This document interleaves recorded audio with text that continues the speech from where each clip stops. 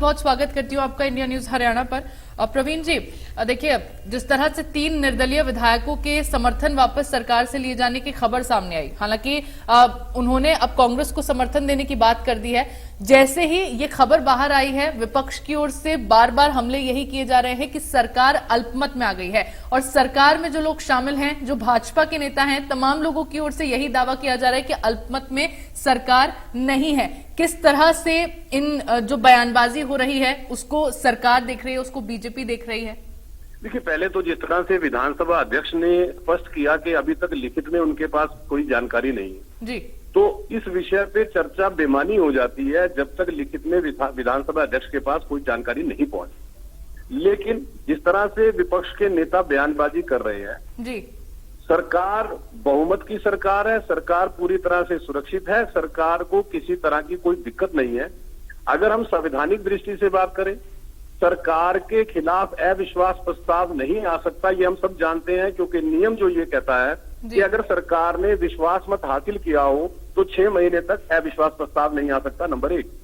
Number 2 के आंकड़ों की अगर हम बात करते हैं, अगर ये 3 विधायक अपना जो समर्थन वापस भी लें तो भी सरकार के पास आज की तारीख में 47 विधायकों का समर्थन है जी। तो ये सब जो लगातार विपक्ष की तरफ से बयानबाजी हो रही है, ये केवल राजनीतिक बयानबाजी है। और विशेष तौर पे मैं भूपेंद्र सिंह हुड्डा साहब को कहूंगा कि कांग्रेस तो नैतिक रूप से भी स्थिति में नहीं है कि सरकार के खिलाफ कोई अविश्वास प्रस्ताव ले आए।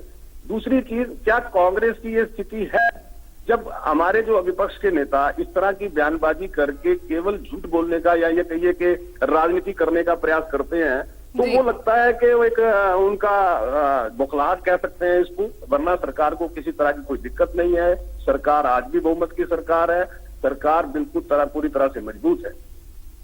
जी प्रवीण जी, आप कह रहे हैं 47 विधायकों का समर्थन अब भी सरकार को हासिल है, थोड़ा विस्तार से इसको लेकर बताएंगे आप, क्योंकि 88 सदस्य विधानसभा के अभी फिलहाल मौजूद है और उसमें भी रंजीत चौटाला ने जो है निर्दलीय विधायक से इस्तीफा दे दिया है। फिलहाल जहां तक अभी तक खबरें हैं उसमें यही है कि 43 विधायक जो हैं बीजेपी की सरकार के पास है, क्योंकि सीएम नायब सिंह सैनी जो है अभी उपचुनाव लड़ेंगे, उसके बाद हार जीत का फैसला होगा।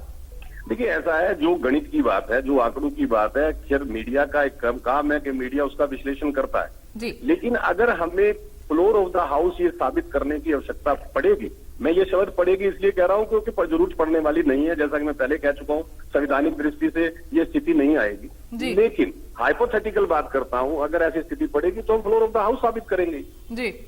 लेकिन विपक्ष तो इसी मुद्दे को आधार बनाकर सरकार पर हमलावर है ना। देखिए, दुष्यंत चौटाला भी अब कांग्रेस के समर्थन में उतर गए हैं, उन्होंने भी साफ तौर पर कह दिया है, क्योंकि कहीं ना कहीं देखिए सरकार से जब जेजेपी अलग हुई तो मौका दुष्यंत चौटाला की ओर से ढूंढा जा रहा था और अब मौके की फिराक में जब वो थे तो मौका भी उनको कहीं ना कहीं मिलता हुआ नजर आ रहा है। और दुष्यंत चौटाला ने आगे अब कह दिया है कि कांग्रेस का वो बाहरी समर्थन करेंगे अगर वो सरकार गिराएंगे तो।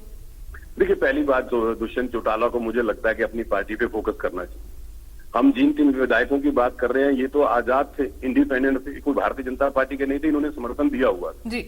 दुष्यंत जी की तो अपनी पार्टी के विधायक दुष्यंत जी के साथ नहीं है, तो उनको तो कम से कम इस तरह की बयानबाजी से मुझे लगता है बचना चाहिए जी। उनकी तो अपनी स्थिति ऐसी है कि पार्टी का अब कुछ आता पता रहेगा नहीं रहेगा, ये अब विचारणीय विषय है, तो उनको इस बयानबाजी से बचना चाहिए था, मुझे ऐसा लगता है। लेकिन ठीक है, राजनीतिक तौर पे बयानबाजी कर रहे हैं, लेकिन उसमें भी तथ्यों को ध्यान में रख के करे तो ज्यादा अच्छा होगा। चलिए ठीक है प्रवीण जी, बहुत बहुत शुक्रिया आपका तमाम चर्चा के लिए। और इसी पर ज्यादा चर्चा के लिए मेरे साथ इनपुट